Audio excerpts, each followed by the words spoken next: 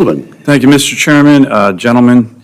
Admiral General, I want to first begin by thanking you for your decades of service, both of you. You both do a great job, and I think sometimes we don't always say that. Same with your staffs.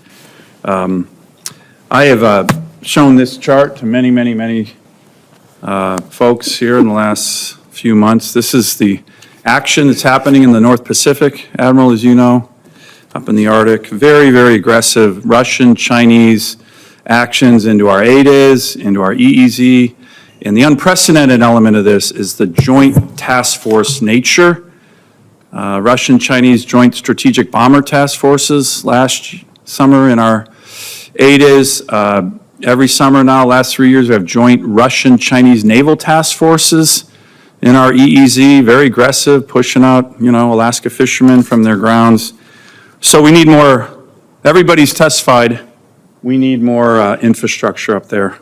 Admiral, you in a classified hearing said we need to reopen this very strategic port, Navy base, Adak. By the way, I did a little geography test. It's over 1,000 miles west of Hawaii. Most people have no clue about that. It's also the gateway to the Arctic.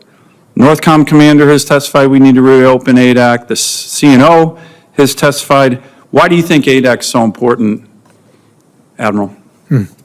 Senator, it is a further western point, which would enable, and along with Erickson, in order to gain time and distance on any force capability that's looking to penetrate.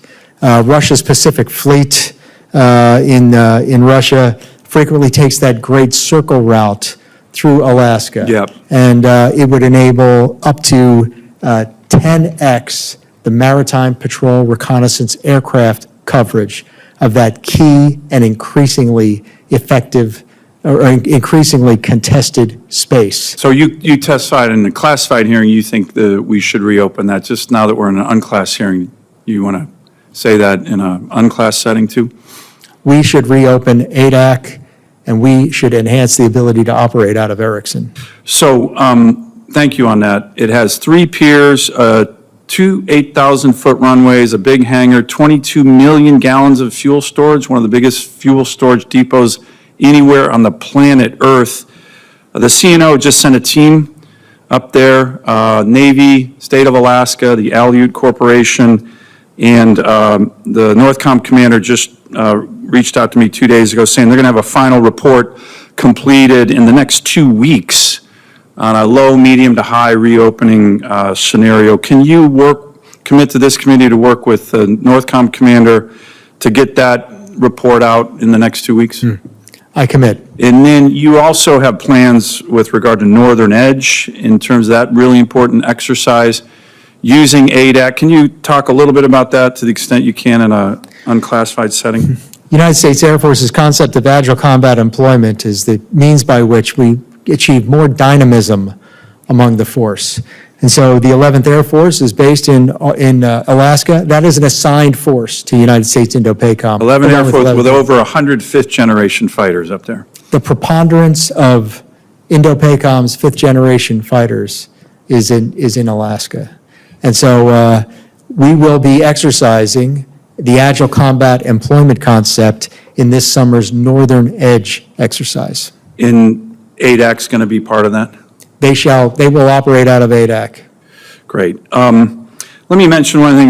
When the president, after his election, he actually put a statement out saying, we will ensure Alaska gets increased defense investments as we fully rebuild our military, especially as Russia and China are making menacing moves in the North Pacific. So that's a quote from the Commander-in-Chief. I know I've raised this with you, but it's a little bit of an issue, and just in terms of the urgency. As I mentioned, the state of Alaska, the Aleutian Corporation, that is the Great Alaska Native Corporation that owns the land there, in the U.S. Navy, we're in Adak. A couple weeks ago doing a site assessment. They're going to get that to us soon. The Aleutian Corporation, I've talked to them. These are great patriotic Americans. Alaska Natives serve at higher rates in the military than any other ethnic group in the country. They would love to do a deal with the Navy. 99-year lease or something like that. But you know who checks in with them once a year, Admiral? on Adak, about leasing Adak? I would guess it's not a friendly power. It's not. It's a Chinese shipping company that is certainly, in my view, a front company for the PLA. So how embarrassing would it be to the Pentagon or the Navy? These guys would never do it. The Aleut Corporation is all patriotic. But if let's assume they weren't, and somehow they signed a 100-year lease with a, quote, Chinese shipping company that always is out there looking at ADAC, you think that would be embarrassing for the U.S. Navy and Pentagon? On substance, I think it would be bad because this is the modus operandi in the Belt and Road Initiative. Imagine having the Belt and Road Initiative include Alaska. One of the most strategic ports in the world. Amen. So we have a sense of urgency on this, and I look forward to working with you and the committee, Mr. Chairman, on this important issue. Thank you. I sense a sense of urgency. Yes.